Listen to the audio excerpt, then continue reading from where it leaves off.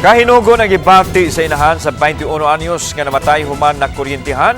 Tani ulbo ang sunog sa Sitio Cruzan ni adtong Sabado sa Udto. Si Femari Dumabok sa report.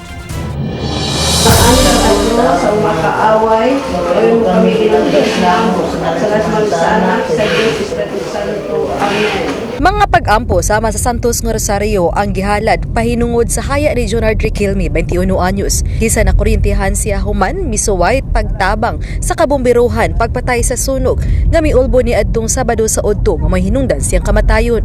Human sa mga pag-ampo sa Santos nga Rosario, ihatod na siya sa lubnganan. Ang iyang inahan nga si Jolivie Riquelme, gianugnan sa pagpanaw sa kamagwang ang anak.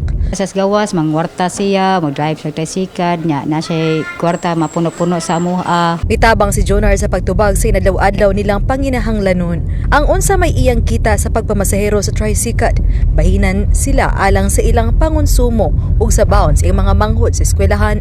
Kamagwangan si Jonar sa 7 ka managsuon. Pang Noche Buena, mahatag siya, Yang na mga hinatag ng mga pinaskuhan, iya sa idungag sa amuha para pang nami pang kuan.